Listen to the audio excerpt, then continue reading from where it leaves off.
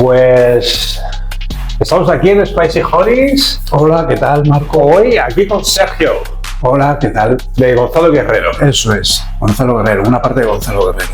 Muy bien, Sergio. Bueno, ¿qué tal? Bien, muy bien aquí en Barcelona, viniéndoos a visitaros y bueno, a conocer más salsas picantes y a presentaros las mías, que bueno, ya las conocéis desde hace algún tiempo, pero os cuento algunos pormenores.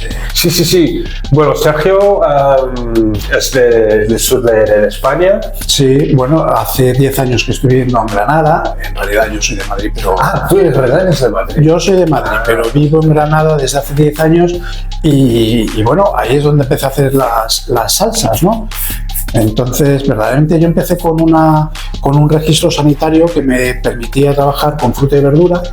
Al principio me dediqué a hacer zumos, hacía zumos que repartía por toda Granada y lo que pasa es que los zumos me caducaban, eran zumos naturales. Yo siempre trabajo natural, si no me gusta utilizar químicos ni para mantener conservantes. Y bueno, pues con los zumos lo que me ocurría es que tenían una vida útil muy pequeña, tenía un margen de una semana para mover. Entonces, envasarlos, repartirlos por Granada, salir 2 veces a repartir, subirme por el Albaicín, iba con una bicicleta de reparto, y por esas cuestas, ¿no? Del Albaicín hasta abajo. Entonces dije, no, esto hay que pararlo, vamos a hacer algo que me deje un poquito más de margen de vida útil para poder no volverme loco, ¿no? Y entonces, yo había hecho algunos viajes a México, me había aficionado a hacer salsas picantes y bueno, pues mi registro sanitario me permitía trabajar con frutas y verduras y una de las cosas que podía hacer y me daba muchísimo más tiempo. Enseguida, cuando hice las primeras pruebas de vida útil, me salía 1 año y medio, que es lo que les doy a las salsas, 18 meses, y dije, bueno, pues esto ya sí que me permite trabajar con más margen, ¿no? Y entonces fue cuando empecé a trabajar con las salsas picantes. He hecho salsas mexicanas, pero casi todas estas son recetas propias, porque no quería que me pareciera ninguna, ¿no? La verdad es que en salsas picantes hay 2 formas de trabajar, o por cocción o por fermentación. Tengo 2 de fermentación que se llaman chacmoli y tienen, digamos, una escala de picor de 5, tienen 4, un picor 4. ¿La chacmoli cuál sería entonces? Sería esta, aquí tenemos la chacmoli fresa y tenemos chacmoli melocotón. La chacmoli melocotón es una fermentación de melocotón con chile fantasma amarillo, y ahí los chiles están ahumados y tiene mezcal de Oaxaca. Es una salsa con un toque ahumado y a mí me gustó mucho. La verdad es que como son este tipo de salsas de fermentación, hago nada más que se hacen con chiles frescos y se hacen una vez al año.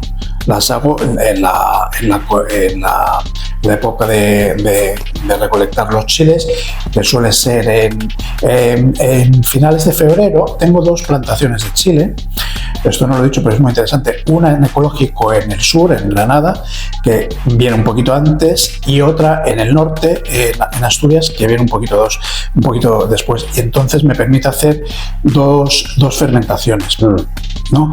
Suelo usar la fruta de temporada. Afortunadamente en el sur todavía en septiembre encontramos fresas. Uso una fresa ecológica y utilizo pues mis chiles, que son ecológicos, chile fantasma rojo para la de fresa y chile fantasma amarillo para la de melocotón. Entonces, como decía, hay 2 tipos de hacer las salsas picantes, que son por fermentación o por cocción. Todas las demás son de cocción, ¿no? Y dentro de las de cocción empecé por una colección de 3 salsas que yo le llamo colección pica, que son la chilacal de pasilla, la cosli amarilla y otra que no tenemos aquí, que es una, se llama cliquil verde y es como más fresca. Ahora cuento los ingredientes de cada una de ellas, no tenemos aquí la muestra de la otra, pero la otra es como un poquito como para pescados, ¿no? Para ensaladas. Esta, la chilacal pasilla, la utilizo, está pensada para utilizar con carnes rojas, barbacoas. Entonces, tiene una base de, bueno, todas las de colección Pica son picores medios. Empecé haciendo unos picores medios que digamos que fueran adecuadas para todos los paladares, ¿no? Para los que les gusta el picante y para los que todavía no saben que les gusta el picante, que son muchos, ¿no? Que somos la mayoría aquí en España, ¿no? Y luego lo probamos y digo, esto es una fantasía que yo quiero más repetir. Me encanta la presentación. Sí, la presentación es de un personaje que se llama Gonzalo Guerrero, que muy poco conocido, pero bueno, resulta que es un señor que llegó a la zona de Yucatán, el actual México, antes que Hernán Cortés, en un barco que naufragó. La historia la cuenta Bernal Díaz del Castillo en Historia verdadera de la conquista de la Nueva España. Y bueno, resulta que es un señor que se naturalizó con la gente de allí, mayas, eran mayas los de la costa de Yucatán. Se casó. Era un tipo interesante, según no sabemos hasta qué punto es leyenda o es realidad. Bernal Díaz del Castillo lo cuenta como la realidad. Sea leyenda o realidad, si fuera, por ejemplo, un personaje norteamericano, sería súper conocido, archiconocido, habría miles de películas, libros, novelas y de todo, y sería padre de la patria y tal. Aquí en España no es nada conocido. En México sí se le tiene como padre del mesticismo, de los mestizos, que son la población mexicana en la actualidad. Y porque, ya te digo, el tipo era un guerrero, trabajó aquí en la conquista de Granada y luego pues era un mercenario de aventura y se embarcó en un barco y terminó en México.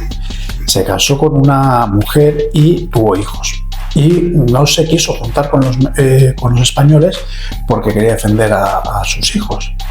Y esta leyenda que pone aquí en la etiqueta viene a contar eso, es un resumen muy bonito que dice: hermano Aguilar, yo soy casado y tengo 3 hijos, tiénenme por cacique, cuando hay guerras la cara tengo labrada y horadadas las orejas, ¿qué dirán de mí esos españoles si me ven ir de ese modo? Idos pues con Dios, que ya veis que estos mis hijitos son bonitos, y dadme por vida vuestra de esas cuentas verdes, y les diré que mis hermanos me las den el diablo. Bueno, algo así como decir, mira, iros vosotros a vuestro valle de lágrimas, que yo voy a... Y de hecho luchó contra Hernán Cortés, ¿no? Y murió luchando contra los conquistadores, ¿no? En todo caso, un personaje interesante, ¿no? O sea, es inaugurar la edad moderna con el verdadero primer hombre contracultura, ¿no? El primer punk de la historia moderna de Occidente, ¿no? La verdad, un tío fascinante, ¿no? Tanto si es fantasía o mito como si es verdad. Y bueno, el nombre viene de ahí, en honor a este personaje. A mí me gusta mucho esa época de la historia y la conquista de México. Bueno, me parece fascinante, ¿no? El encuentro de los dos mundos, ¿no? Porque tú eres historiador, ¿no? Yo soy antropólogo. Antropólogo cultural. Antropólogo cultural. Pero bueno, me gusta mucho la historia, claro, y claro, me fascina. Entonces, lo cierto es que yo lo conozco porque había leído, una de las veces que fui a México, me regalaron el libro de Historia verdadera de la conquista de la Nueva España, que lo escribe Bernal Díaz del Castillo, que es un lugarteniente, bueno, un tío que va con Hernán Cortés y es de Madrigal de las Altas Torres, no, es de Medina del Campo. Y, o sea, fíjate, ¿qué tendrían en la cabeza esa gente o qué mal lo podrían pasar aquí como para embarcarse a la aventura en un barco, llegar para allá y encontrarse con un mundo totalmente diferente? A mí todo eso me fascina, ¿no? Entonces, bueno, ese libro, que de hecho es un libro que recomiendo a todo el mundo, ¿no? Porque te lo lees como una novela gráfica casi, o sea, ves a aquella gente disparando flechas y estos con los caballos. O sea, debió ser... ¿Y el nombre del libro? El libro se llama Historia verdadera de la conquista de la Nueva España. Debería ser un bestseller. Vamos, cualquiera que lo lea. Está escrito en un castellano de la época. Parece que... No, pero enseguida te haces a las formas de hablar el español. Y se lee muy bien, de verdad que es un libro fascinante para todos aquellos que le guste la lectura y nunca haya caído en sus manos este libro, que la verdad es poco conocido, es un libro de cabecera, ¿no? Pero qué interesante, o sea, que eres antropólogo Sí, y te has metido en el mundo de la salsa picante. sí, bueno, de casualidad, porque bueno, yo vivía en Madrid, me cansé de la vida de la ciudad y me fui a Granada, a las Alpujarras, y bueno, allí tenía que reinventarme de cero. Yo en Madrid me dedicaba a la fotografía, al vídeo y otras cosas. Sí, y bueno, ahí pues, no podía trabajar en mi oficio, empecé pues... Claro, bueno, llegué en una época que estaba muy de moda la cerveza artesanal. Yo en principio fui a trabajar con cerveza artesanal, o mi idea era esa, pero luego también hubo ahí una burbuja. Nuestro país funciona un poco así como a base de modas, ¿no? Y de aquella época, bueno, quedaron algunas marcas muy buenas, pero muchas desaparecieron, ¿no? Entonces, bueno, pronto me di cuenta de que la cerveza artesanal estaba muy bien para hacerla uno en su casa, pero que como proyecto empresarial valía, digamos, o sea, era muy arriesgado, había mucha competencia. Para hacerlo muy bien había que hacer una inversión muy fuerte y yo no podía hacerlo en ese momento, ¿no?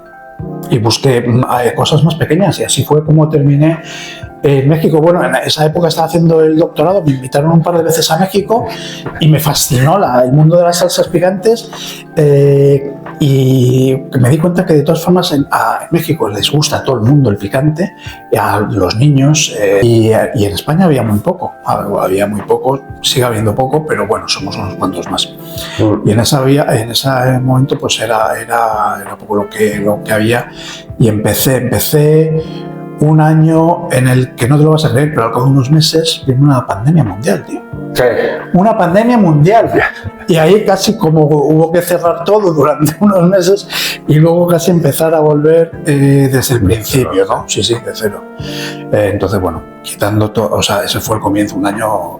Pero para ti, como antropólogo, ¿cómo fue la primera vez? O sea, llegar a México y, ostras, un nuevo mundo. Bueno, pues fui dos veces invitado por la universidad a dar unas charlas sobre mi especialidad, porque yo había tenido compañeros mexicanos que estaban haciendo el doctorado conmigo aquí en España. Y luego, bueno, como no había tanta gente que se dedicaba a algo tan concreto como la antropología audiovisual, me llamaron para dar unas charlas y todo esto, y tuve la oportunidad de viajar por México, y cosa que no hace mucha gente, pues dadas las características del país, pero que bueno, yo sí que tuve la oportunidad de ir con ellos a muchos sitios y luego por mi cuenta a otros pocos, y conocí todo lo que pude, ¿no? En los dos viajes. Y allá donde iba, pues iba probando, claro, la gastronomía mexicana, ¿no? Patrimonio de la humanidad, ¿no? Y el picante, o sea, el picante me empezó a fascinar. ¿Ya antes no comías picante? Bueno, poco, siempre me ha gustado, pero me empecé a aficionar allí en México, la verdad. O sea, y en México pues les gusta mucho el habanero y los picantes hasta ese nivel, ¿no? Pero ya te digo, no van más allá, ¿no? Luego estas locuras del Carolina Reaper o los chiles más picantes, yo creo que ellos no les va a hablar. O sea, hay locos que les encanta enchilarse, pero no es cultural, no está, pero a mí me gustaba, me fascinaba, y cada vez más, igual que con el mundo de la cerveza al principio, cuando descubre uno el mundo de las IPAs, ¿no? Y de las cervezas superlupuladas, quiere más y más y más, pues con el mundo del picante pasaba lo mismo, ¿no? O sea, está muy bien el habanero y tal, pero yo quiero más, lo más pique y tal. Y lo que pasa es que llega un momento que uno empieza a soportar mucho el picante, a tener mucha tolerancia y quiere más, pero llegas a salsas picantes que digamos que ya no que le quitan el sabor a la comida, ¿no? Y a mí no me interesaba eso, y por eso ya volvemos a las salsas, y se me ocurrió hacer una salsa muy picante con Carolina Reaper, que sigue siendo en la actualidad uno de los chiles, el chile más picante que existe, digamos, una salsa que llegara a un nivel 5 de picor, aunque todo eso es muy subjetivo, ¿no? O sea, lo del picor, a lo que a uno le pica mucho, a otro no le pica nada. pero que bueno, fuera una salsa muy picante, que fuera negra y que no se pareciera a nada. Y eso fueron con la idea con la que empecé a trabajar. Me metí en la cocina y esta salsa salió bastante rápido. Empecé a ponerle pues unos arándanos de base y luego empecé a añadir cosas negras. Enseguida le puse aceituna negra, que le da un toque, mucha personalidad. Le puse un toque de clavo, le puse un chorro de Pedro Ximénez, el vinagre también era de Pedro Ximénez, todo iba tomando forma, le faltaba un toque de color todavía y entonces me arriesgué, le puse cinta de calamar. Podía haber optado por carbón vegetal o otras cosas, pero bueno, ya lo estamos usando y yo digo, bueno, eso le va a dar tremenda personalidad, ¿no? Y efectivamente conseguí un negro que el tono de negro ya avisaba, ¿no? De alguna manera visualmente, ya veías que eso iba a ser una salsa potente, muy picante. Con mucho cuerpo, pero es que además era muy sabrosa. Y debo de reconocer que ya te digo, me salió muy pronto, me salió a la tercera prueba, ya di con una fórmula que digo, bueno, pues me gusta, ¿no? Y quedó así, quedó una salsa muy rica, con mucha personalidad, de la que espero poder presentar alguna certamen internacional, bueno, europeo, porque a todo el mundo que la probó, por la zona donde vivo, hago algunos mercados y sobre todo mis clientes son extranjeros. Son ingleses, son alemanes, son europeos o son, bueno, a los americanos les flipa. Y veo que fuera de España la aceituna negra llama mucho la atención. El Pedro Ximénez es un vino dulce que a los ingleses también les encanta. También llama mucho la atención. Todos los ingredientes les gustaba y el resultado les fascinaba, ¿no? Y entonces se convirtió en la salsa, en el buque insignia de Gonzalo Guerrero. Fíjate, digamos que marginó un poquito a la colección Pica, que sigue ahí porque siempre hay gente que les gusta un sabor picor intermedio, pero esta les gusta muchísimo a la gente, se vende como la que más, si no diría yo la que más, y no es tan versátil, sin embargo, como las Chacmoli, que son de un 4/5, tienen una base de chile fantasma amarillo y fresa para la Chacmoli fresa y chile amarillo, chile fantasma amarillo y melocotón para la de melocotón. Ahí ya te decía que los chiles están ahumados y tienen un toque ahumado, tienen mezcal de Oaxaca, pero son salsas muy versátiles, tienen un gotero, se aplica muy bien a una ensalada. Esta es mi salsa diaria, Esta es la salsa que yo, si me desayuno una tostada con aceite, pues esto es lo que va encima y así uno empieza el día con fuerza. La salsa Chacmoli roja es mi favorita probablemente. Esta también la uso mucho, que no falte. Y cuando hay carne y sobre todo hay invitados, la Chilacal sigue siendo un éxito, pues es una salsa que llega a cualquiera. Que lleva higos, ¿no? Ese nombre. Lleva una base de higos y ciruelas. Y luego tiene muchos chiles, tiene chile guajillo, chile pasilla, chile chipotle, que le da ese toque ahumado, tiene chorizo, pimiento choricero, que le da un toque muy bueno, y zumo de naranja y zumo de limón, y luego todas llevan vinagre como conservante. Entonces esta se parece a un mole poblano, ¿no? Verdaderamente, si tú yo hago, por ejemplo, un mole poblano, utilizando esto como base, se le añade un poquito de caldo de pollo y un poquito de chocolate negro, y mole poblano es una salsa que acompaña un guiso de carne, y esta la utilizo también como mole poblano. Todas las salsas de Pica las utilizo como tal cual o como base para cocinar, ¿no? Todas valen para cocinar. La Cosli fue con la primera que empecé. Es una salsa con una base de calabaza, orejones albaricoque, cúrcuma, miel, y habanero amarillo. Bueno, todas las picas tienen habanero amarillo. Habanero amarillo, habanero chocolate y la Kili Kill, que tiene el habanero que más pica, que se llama el habanero Red Sabina. Y esta, bueno, además tiene un poquito de miel. Y es una salsa también muy fácil, le gusta mucho a los niños, es la favorita de los niños, es la que toman los niños. No es una salsa muy picante, llega a todos los públicos, especialmente a los más jóvenes. Se la ponen en sus hamburguesas, en sus sándwiches, en sus pizzas, en sus macarrones y les encanta. Y con esto, bueno, tengo un montón de aficionados pequeños, es increíble. Embargo, los niños pequeños son de otra pasta, la generación esta viene, les gustan los sabores fuertes, no sé por qué, a lo mejor que toda la comida se ha homogenizado, no sé. Yo tengo un montón de niños que vienen a las ferias donde yo voy, a una en Salobreña, que es una feria de productos ecológicos, y tengo ahí bueno, padres, vienen los padres, vienen acompañados por los padres, pero tengo una colección de niños menores de 10 años que les encanta, y esta, bueno, se la llevan siempre, son mis compradores favoritos de la salsa amarilla, aunque también les encanta llegar hasta picores más pues al final, tú eres una persona polifacética, ¿no? Sí. Tienes muchos intereses, Sí. ¿no? Sí. Antropología, cocina, Sí. viajes, La fotografía. fotografía. Sí. Y bueno, pues Y eso se refleja en tus salsas, ¿no? yo creo que sí, ¿no? Que yo no cocino como un cocinero. A mí me gusta mucho la cocina, pero yo no soy cocinero. Yo cocino por instinto. Yo digo, a ver, ¿cómo puedo...? Y sobre todo de una manera muy visual. Voy a hacer esta salsa amarilla, ¿qué le puedo poner?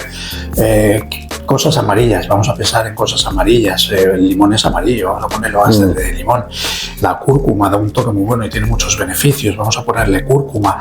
Los orejones de albaricoque, la calabaza, El habanero amarillo. el habanero amarillo, todo. Yo pienso primero en el color, lo mío siempre es visual, ¿no? Yo en la cocina entro bueno, siempre la comida tiene una dimensión visual, ¿no?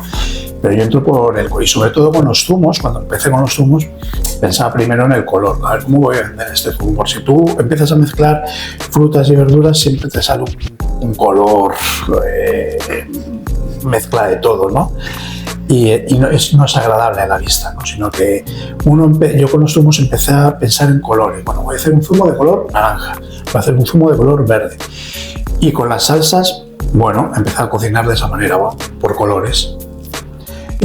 Porque vamos a hacer una salsa de carne. Y bueno, una salsa de carne, pensé en un mole poblano, pensé en el color del mole, y bueno, pues ahí va saliendo esto.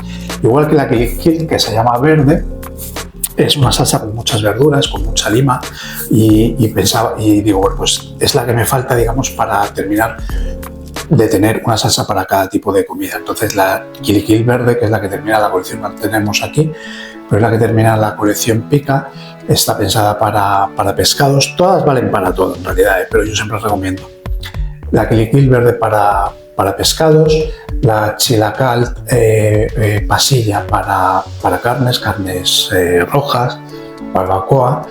Y bueno, y la Cosli es una salsa muy versátil que vale para todo, vale para hacer una ensalada. A la gente que no le gusta mucho el picante siempre les recomiendo, por ejemplo, reducirla con un poquito de yogur para hacer una salsa en una ensalada, con un poquito de aceite. Se puede mezclar con mayonesa, con una mayonesa. Sí, yo suelo reducir, sí, tengo que reducir con alioli.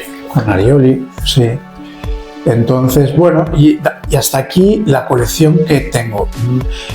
Puedo hacer salsas, inventar hasta el infinito, ¿no? Pero la verdad es que en mi experiencia siempre me han ido pidiendo las que ya conocían, ¿no?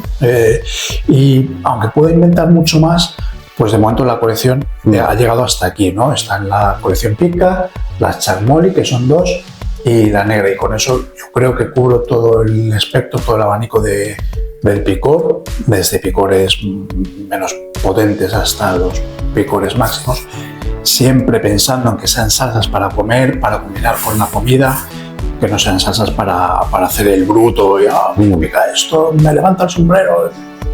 y no me sabe nada. No, pues que sean salsas disfrutonas, ¿no? Pero bueno, se harán más, se harán todas las que... O sea, en realidad siempre está uno pensando, ¿no? Planta unos cuantos chiles nuevos para probar y hace una cosa, oye, qué rico está esto, bueno, pues sí, siempre saldrán cosas nuevas, ¿no? Algunas a lo mejor, bueno, pues ya terminan su recorrido y dicen, bueno, ya esta está muy conocida, la gente quiere otra cosa nueva, se cambia. Claro. Y es lo bueno que tiene las salsas picantes, ¿no? Que hay tanta variedad como cosas que te puedas imaginar, ¿no? Y es interesante imaginar, bueno, tú como antropólogo, ¿no? Cómo empieza, ¿no? El ser humano a comer picante, ¿no? ¿Cómo pues habrá empezado? ¿Con qué objetivo? ¿O fue así al acaso? Pues yo creo que se empezó a comer picante pues porque era un purgante natural. O sea, en una época donde la gente no tenía neveras ni podía guardar los alimentos, la carne y todo esto, pues digamos que el circo que tenían en el estómago esa gente pues debía ser ya de que se inventaron cosas. En realidad la cascapcina, como todo el mundo sabe, es una defensa de la planta contra los depredadores que pueda tener, ¿no?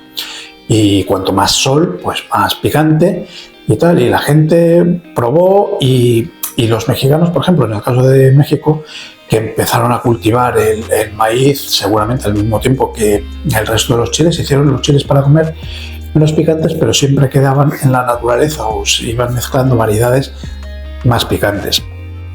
En la parte de Asia hay picantes todavía más fuertes o de India, ¿no? Que supongo que tenían la misma utilidad, o sea, un purgante natural, ¿no? Confundir alimentos que a lo mejor no tenían muy buen...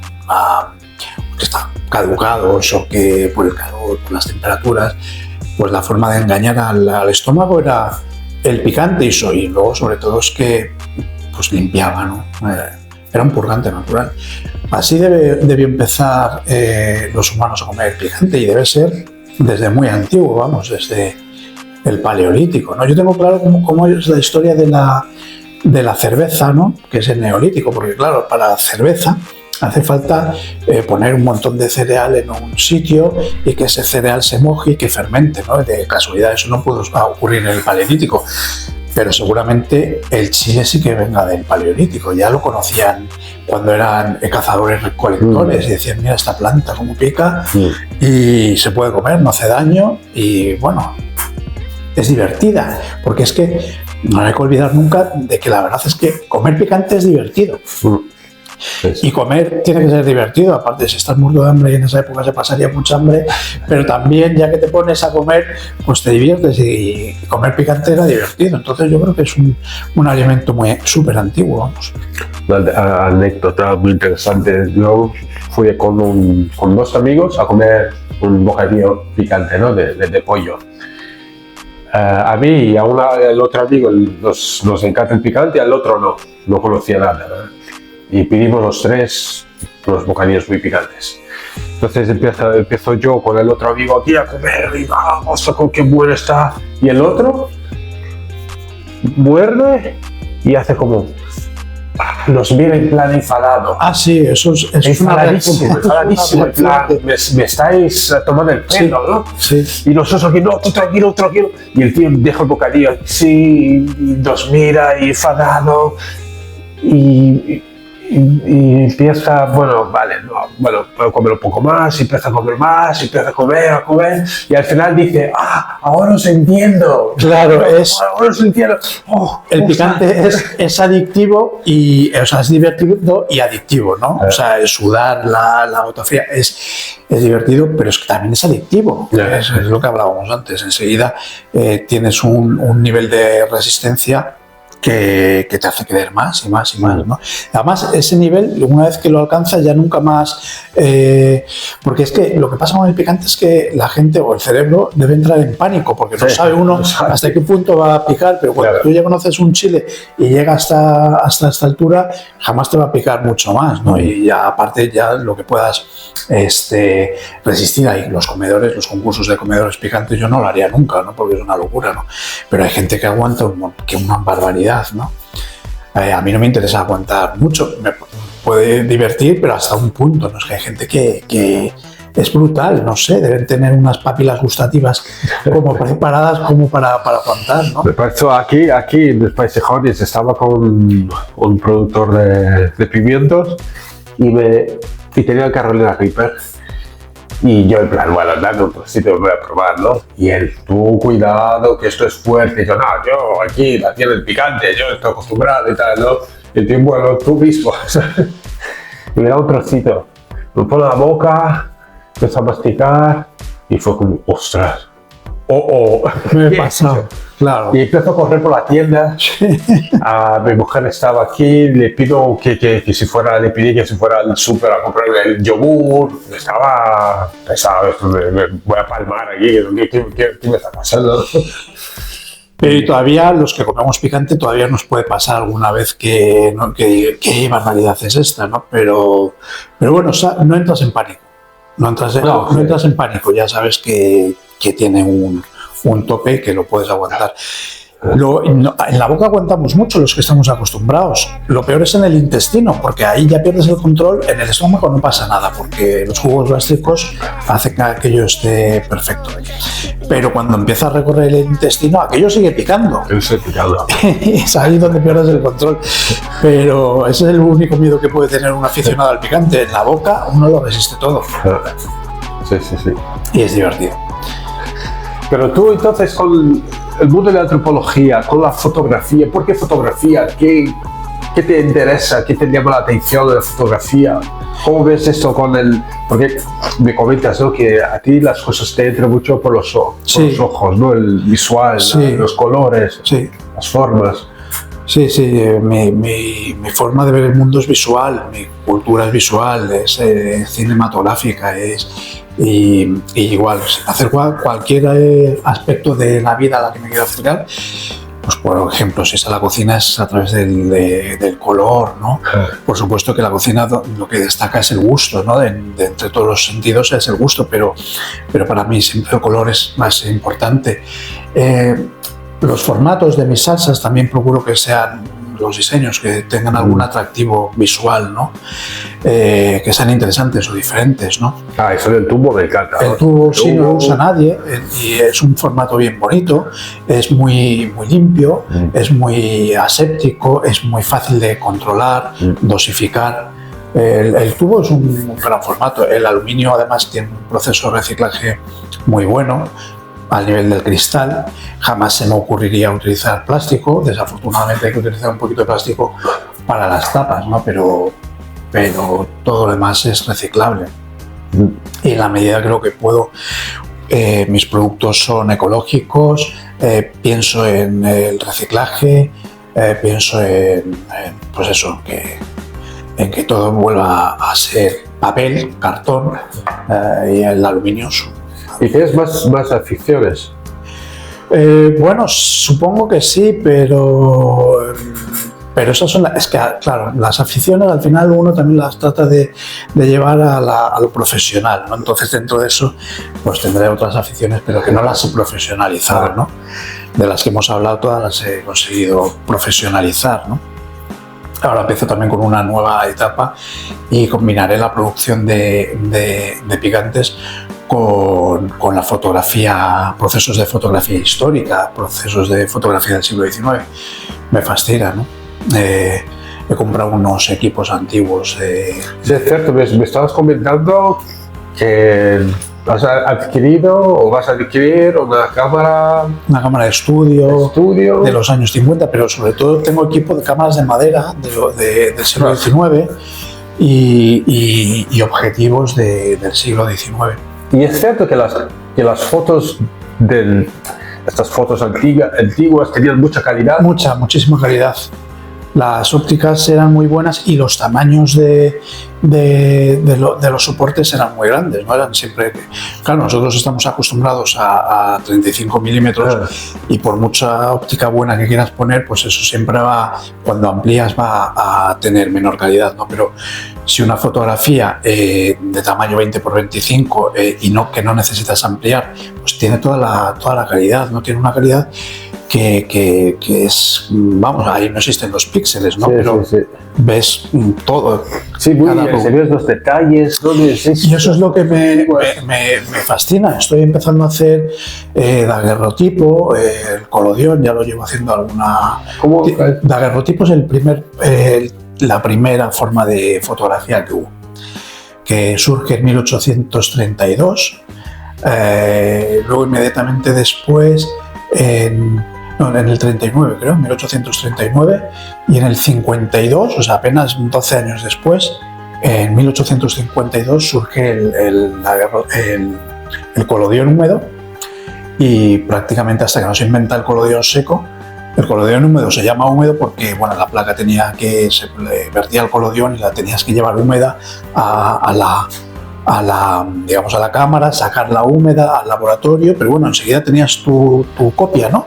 Eran copias únicas y siguen siendo copias únicas, ¿no? Bueno, la ventaja del colodión es que lo puedes hacer sobre una placa de metal, se llama ferrotipo y es una copia única que no se puede, o lo puedes hacer sobre una placa de cristal, se llama ambrotipo, que da en negativo en vez de en positivo, y ese negativo sí puedes hacer copias en papel preparado para... entonces, bueno, sí, muy interesante. Estoy ahora ahí también con eso, ¿no? Sí, siempre hay que tener la mente ocupada en cosas... Claro, sí. En cosas. Además, no sé por qué me da por hacer cosas que de pronto tienen un boom de moda, ¿no? Yo creo que las salsas picantes, cuando lo cogí, no había comenzado el boom, pero ahora sí que hay muchos aficionados, ¿no? Me gusta, o sea, incluir todos esos aspectos de la personalidad de la persona, ¿sabes? Que tú aquí me estés hablando de tus viajes y tal. Hombre, sí, la verdad es que... Esto enriquece el vídeo, ¿sabes? Eso... Sí, está bien, ¿no? Porque al final una salsa sale de la cabeza de alguien y si alguien pues tiene claro. algo en la cabeza y el por qué lo hace, pues es algo que sí que conviene saber, ¿no? Porque al final... disfruta más el producto, ¿no? O sea que me alegro de haber contado todo este speech. Me imagino que luego Marco hará su edición y hará un vídeo decente, porque lo que hemos hecho es un publi-reportaje largo, casi un documental, ¿no? Y pero bueno, de cosas. Sí, pero bueno, me alegro de haber venido aquí, haber pasado el rato contigo, de habernos conocido en persona, que hasta el momento solo nos habíamos comunicado por teléfono y WhatsApp y todo esto. Y es la primera vez que, claro, es que yo tengo un viaje de casi 1000 kilómetros, ¿no? Entonces no lo puedo hacer todos los días, ¿no? Marco, un placer. Claro. Encantado, ¿no? Gracias. Y esperamos verte muy pronto, bueno, aquí claro, en Spicy Holidays.